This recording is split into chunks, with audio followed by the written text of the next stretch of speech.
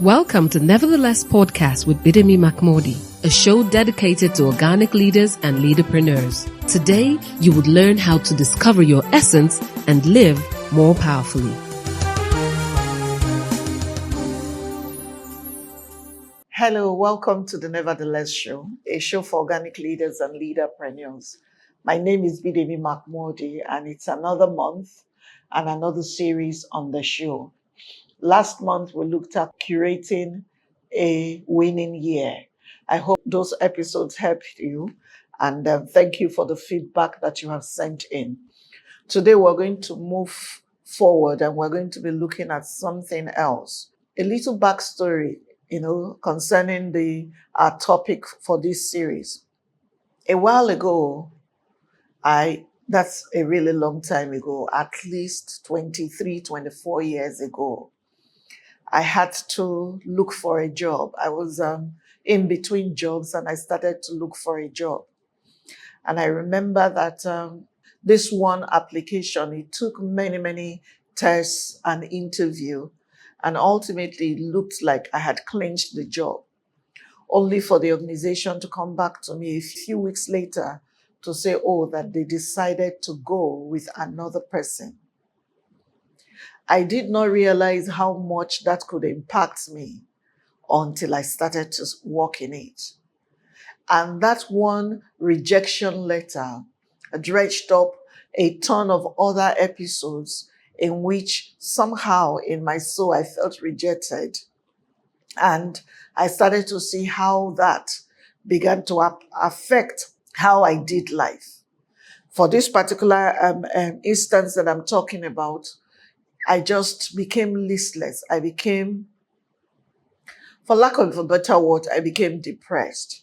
The noise in my head told me that I wasn't good enough, and I'll never be good enough for anything. And that started months and months of suffering just because someone said that they could not employ me in the moment.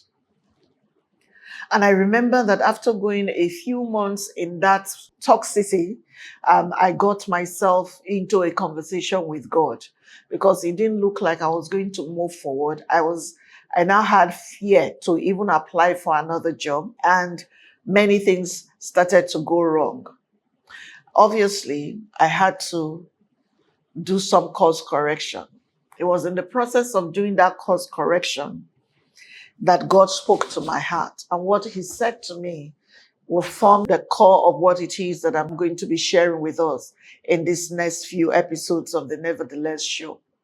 That one conversation I had with God, he said to me, Bidemi, if no one would choose you, choose yourself. You need to know that I have not rejected you. I have not abandoned you. And because I have not rejected nor abandoned you, then you can choose yourself, even if someone would not choose you. It took a bit of a walking through, but that was the liberation that I needed. And since that time, 23 or 24 years ago, I think about 23 years ago, I've experienced many more, instances of what you would call rejection. And every time it happens to me and I find myself recalling into my shell and wanting to just shut everyone out, I remind myself that I've been chosen by God. Because in Ephesians chapter 1, verse number 6, it says that I'm accepted in the beloved. And that has helped me over the years. Even when it seems like rejection is about to knock me down, I get up and I begin to go. But even more importantly is that over that time, I have learned to deal with it rather than just swallow it and walk away. Last week, I had the privilege of teaching my tribe on the 7 feelings that we bury and think that they have gone away. These feelings were feelings of anger, rejection, resentment, the burden of responsibility, and a few others.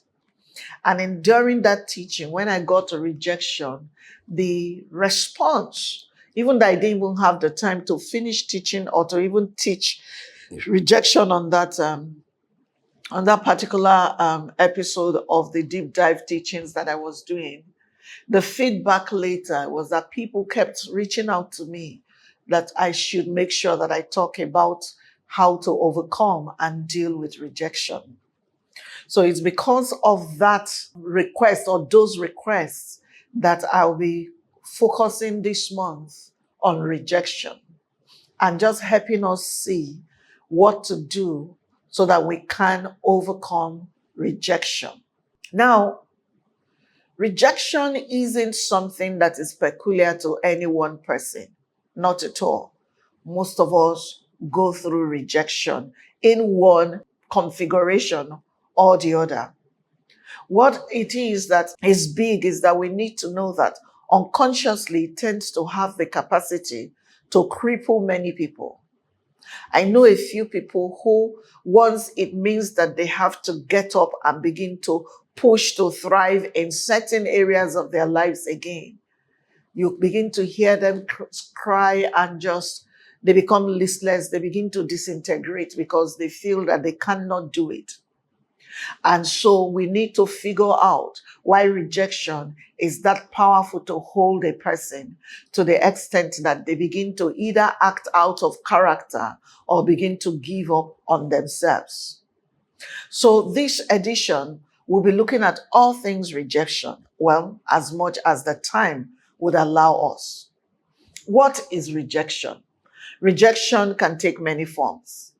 Whether it's in relationships, at work, or even our social circles, it is that painful feeling when we are not accepted or we feel not valued by others. Nobody, most of the time, except maybe in HR cases, where maybe someone's appointment is terminated, or someone has gone through interviews and they say, oh, we cannot take you. Or maybe in rare cases of romantic relationships, where someone likes another person and the other person says they don't like them. In all aspects of life, nobody walks up to us to say we have rejected you. But somehow we find that the action elicits from us or inspires in us or dredges out of us feelings that say that we are not accepted and say that we are not valued. And what I have found about rejection is as long as I am feeling rejected, it doesn't matter whether the other party did not set out to reject me. My feelings are valid to me. And so rejection is when you feel that painful feeling that we feel when we sense that we're not accepted in a particular circle or that we're not valued by others. The emotional toll of rejection can be severe. It often leads to feelings of anger, feelings of sadness, and sometimes feelings of shame. In Proverbs 14 verse 10, the Bible reminds us that the heart notes its own bitterness and no stranger shares its joy. What this verse highlights for me when it comes to talking about rejection is that the one who feels rejected is the one that feels rejected.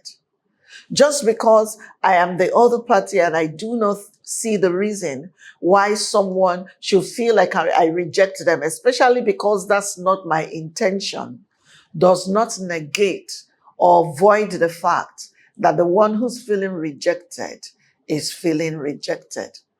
I have found out, based on my personal experience, that the thoughts of these feelings of pain that I feel in the place of rejection are because of the thoughts that I have towards myself, that I do not qualify for many things and I do not deserve to be in certain places. So we find that rejection takes its root in the sense of self-worth and identity. When someone's sense of worth or their sense of identity is not correct or is not right, any small interaction, a no would mean to that person rejection. And it doesn't matter who the other party is. I have found myself in a moment beginning to want to struggle again just because a staff that I hired and I paid over time. Now, sometimes it's not that they give me the best of themselves anyway. The moment they say that they don't want to work anymore, I begin to take it personally. So rejection is the personal feeling of pain that I feel because I sense that someone either doesn't value me or does not accept me in their circle. And this is not unique to me or unique to people like me. The thing is, over time, I have seen that practically everybody suffers some tiny feelings of rejection. I've seen spouses, husbands, who their big thing, the reason why they become obsessive over their wives is because they feel like their wives had not accepted them 100%. I've seen grown men who are experts and powerful in their own right in the things that they do begin to whimper once they sense that someone is not accepting of them. If you go to the Bible in John chapter 7, in verse number 5, the Bible tells us that even Jesus' brothers did not believe him. So imagine, you see, in the work that I do, my big prayer every day is that the ones that are closest to me will be the ones that believe in me the most. Now imagine what it would have felt like for Jesus that his own brothers did not believe in him. Imagine the pain of being rejected by your own family. When you think about that same Jesus, if you look at I believe it's in the book of Mark chapter 6, where he went to Nazareth, where he was born, and the people actually gathered and told him to leave. The Bible said that while he was there, he could do not a lot of miracles. He could not do a lot of miracles because they had rejected him. In that case, I started to see what I could do to write the feelings of rejections that I have, and I'll come back to that later. But the point that I'm trying to make is that the feelings of rejection defy logic. They defy logic in that they don't have to be meaningful for someone to feel that way. Just because it's not feeling meaningful to the other party does not mean that what I'm feeling concerning the fact that I feel that I've been rejected or I'm not accepted and valued is correct. I've seen really powerful people go through moments of divorce or go through, the pain of divorce, and it's taken them decades and some of people never even recover from that. Because in that moment of divorce, the only thing they could hear about themselves is that they were not good enough and someone has rejected them. And you'll find these brilliant people go on and on and on for years, and it looks like they are groping in the dark and they cannot find their way out of the mess of that divorce has thrown them in. The point I'm making, my brothers and sisters, is that rejection, you can't sit there and listen to me today and laugh at me because I say that I struggle with rejection from time to time. What you should sit there and think about is how does these feelings of rejection, how do they manifest for you? And when they manifest for you, what do you do to overcome them? And for the rest of you who maybe this isn't your thing, it's not something you suffer, it's okay. Then it means that you must be really strong. But it also means that you have to be careful about how you do with others. Because what I also find is, as the stronger we are, the more we can walk away from relationships without giving it a thought, that those with whom we're in a relationship and we're walking away would feel the pain of rejection in the moment. I'm going to take a bit of a break, and when I come back, I'll begin to talk about some of the reasons why rejection hurts or stings. Please do not go away. It's still the Nevertheless Show, and it's a show for organic leaders and leaderpreneurs. God bless you. Are you seeking to clarify your purpose and profit from it? Then get into Purpose University this year. It's a 10-week e-course for people of faith who seek to clarify their purpose and profit from it. The DNA of purpose has been put together to help you understand what purpose is about and also help you discover what your journey of purpose looks like. Register today at yourpurposeyou.org, where Bidemi Mark-Mordi would hold your hands so you can discover your purpose and live a more powerful life.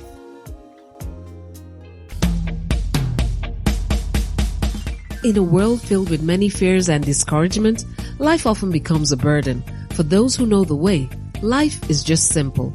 Do not worry, you're not alone on this life's journey, as Bidemi Mark-Mordi shares powerful insights and principles from her everyday work and life experiences in her book, Nevertheless.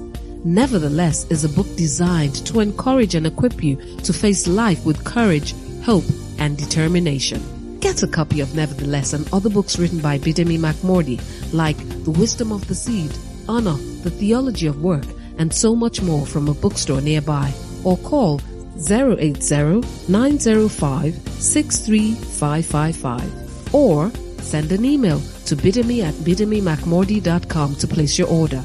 I guarantee you will make it. Nevertheless.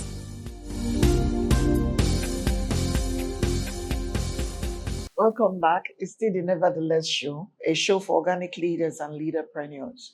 And this month we're looking at rejection, why it stings and how to overcome it. Before we went on the break, I told us that when we come back, we'll look at why rejection stings that badly and why it becomes something that some people never recover from. The first reason that I can think about is that rejection stings because number one, sometimes the people who reject us are those who are the closest to us. Familiarity, they're so close to us that, rejecting us or carrying out actions that we interpret as rejection does not feel like it's something that is difficult. Something as simple as siblings sitting around the table and just having fun and sharing and all of that. And one sibling is talking and another sibling says, keep quiet, it's not your type or want to listen to. Because we are that familiar with each other, I find that most of the hurts that come from rejection are from the ones that we have opened ourselves to and we have learned to love. Before we went on the break, I talked about Jesus, that his own brothers did not believe in him. And when he went to his hometown, he had to say to them, he said, a prophet does not have honor except in the place where he is known.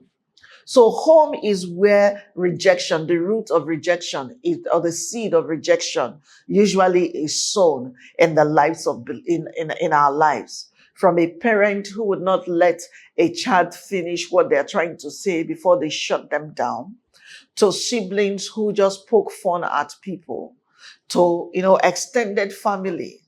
And then it moves on to school and so on and so forth. So familiarity, a closeness or proximity is why rejection is one of the reasons that rejection stings that badly. Because you think to yourself, I ought to be safe with this person. And they're the ones that are talking to me like this. Again, don't forget that I had told us that just because it is difficult does not mean that, or that it doesn't hold water, is not weighty for the other party, does not mean that it's not weighty for the one that feels it. Familiarity, as they say, breeds contempt. And many people may reject what they think they know about us simply because they've known us for too long. And this can be particularly painful when it comes from those we grew up with or those we've known for a long time. So in dealing with or in trying to understand why you struggle with rejection, you may want to take 2 steps back and trace its seed. Where was the seed of feeling rejected sown in your life? At what age, in what instance was that seed sown? For us to understand the nature of rejection, we need to begin to think about exploring our feelings. Psychologically, rejection can trigger feelings of isolation and abandonment. We are wired for connection. And when we feel rejected, sometimes even by authority people in our lives, or yes, or people of authority over us, it begins to impact because it begins to make us feel that we do not have a sense of belonging. A case in point was a very long time ago. This will be nearing 28, 29 years. And I had gone somewhere. It was a gathering of believers. It was a vigil. It was a prayer vigil. And we were there together. And, everybody we were praying. It was one body. Then it got to a point, I can't remember exactly what happened, but they were asked for feedback. Like if you heard something from God, then you can share. And I had heard something from God and I shared. And one of the people that, in that community that I had some of the highest regard for, waited for like 5 minutes. And then he said something like, "Are we all now prophets?" And that thing, even if in that moment it wasn't directed at me because he didn't turn to me to point at me to say, "Are we all now prophets?" But that particular thing is said. For many, many years, I would not stand in a congregation of believers and share an opinion or whatever it is that I taught. So it can, in that moment, because I was new in that particular circle, actually, I had not been more than maybe 4 months in that circle. So the moment this person said that thing, the thing that, crystallized for me, I, again, remember that I'm the one feeling it. And I'm not saying that because I felt it, that it is true. Or that it is the intention of the other person. Actually, that's a better way to put it. Just because I felt that way does not mean that it was the intention of the other party to treat me that way. But that was how I read the way this person treated me. And I went on to make an inference that I'm not accepted in that body. And for many, many months, I would not even interact with people because I did not feel or sense that I was accepted. Now, they say to us that, in psychology they'll say to us that when you suffer rejection, if someone rejects you, that your best course of action is to walk away from them.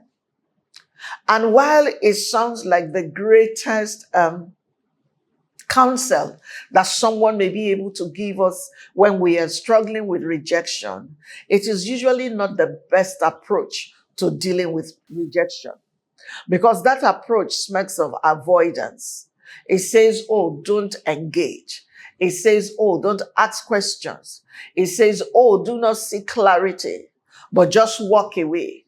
And so we find that people have patterns of rejection in such a way that, that every time they sense or they feel like they are being rejected, they keep moving and keep moving. So what do you find these kinds of people are like? They become people who cannot take root anywhere. Because the moment someone, even if the person had not done it, the moment they sense that, oh, someone is about to do something that would crystallize for me like I'm being rejected, they begin to walk.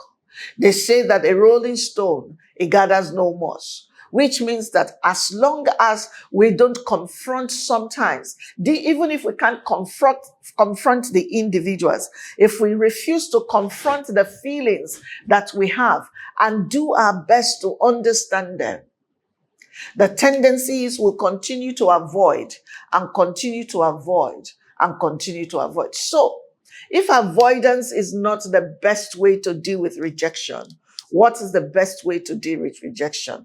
The first thing that I know is prayer. Now, go back to understanding what your identity in God is. And it would happen if you went back to Him in prayer, to sit with Him and say, "Lord, I'm feeling this way.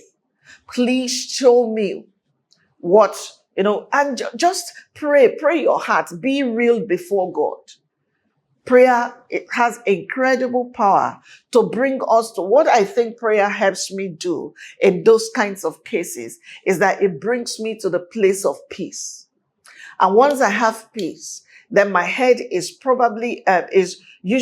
I'm usually better clear-headed yes, to be able to make decisions in the moment that will help me overcome the feeling of rejection that I have. Community support is another one. To be able to surround ourselves with supportive friends and family who can help us process our feelings. This suggests, in my opinion, it suggests to me that you are willing to talk about how you feel. Because another symptom that those who suffer rejection have is they do not talk. They shut everyone out and they don't talk about how they're feeling and why they're feeling the way they feel. But if you are able to again confront it in you and talk about it, the odds are, the chances are higher that you'll find people around you who might be able to encourage you and help you continue to move forward. Yes. Another way to deal with rejection is to preemptively forgive the people. Preemptively forgive them. If you're in a marriage situation, you want to make sure that you make a decision that even before they do things that make me feel like I'm not accepted, I have forgiven them in advance. Forgiveness plays a vital role in overcoming rejection. It allows us to let go of bitterness and the feeling of inadequacy that we have. I had to get to a point in my own life where I had to sit down and I realized that, you see, just because this person is not sensitive enough to recognize that what they have said to me or what they've done to me has the capacity to break me and bring me to that place where I feel rejected, does not mean that I have to imbibe their bad behavior and then begin to carry toxins in my own bowels and go around. So just saying to yourself, I forgive them. Jesus had a typical way of saying it. He would say, Father, forgive them, for they do not know what they do. And because of that, Jesus was able to face many kinds of rejection from family, rejection from those he came to save, and all of that and all of that. And he did not stop to consider even for once if he would go through with saving them. So we need to recognize that forgiveness helps. Consider Jesus on the cross. And he said, Father, forgive them, for they do not know what they do. In the greatest moment of pain and rejection, he chose forgiveness.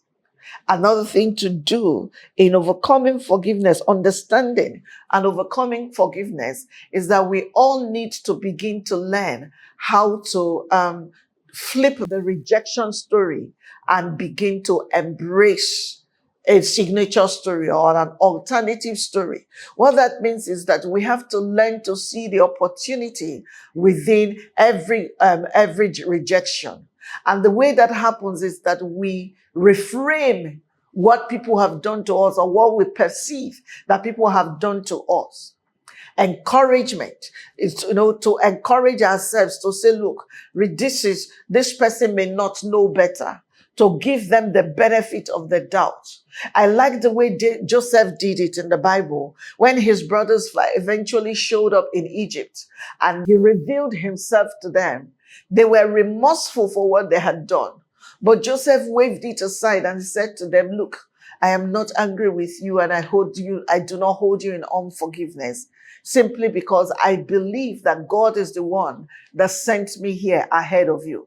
What you started and you meant for evil, God sent me ahead to perfect so that today you will be preserved. What Joseph did was he took a bad hand and he turned it around and flipped it and made it a good hand. It is one of the most powerful ways that we can press to overcome rejection. As I begin to close today's episode, I want to look at Romans chapter 8 in verse 31. It says, if God is for us, who can be against us? If God is for us, who can be against us? So should you suffer rejection in this time, I want this truth to empower you. And I want you to navigate through these feelings of rejection and take your power back. Till next week when I come with another episode, God bless you. And remember that you are profoundly and potentially powerful if you will just embrace who God has called you to be. It's a Nevertheless show. Remember to follow me on social media. My name is Bidemi Mark-Mordi, and it's been a pleasure bringing this to you. God bless you. Thank you for listening to Nevertheless. For more information and resources, call 080-90563-555 or send an email to bidemi@bidemimarkmordi.com. Don't forget, discovering your purpose helps you live more powerfully.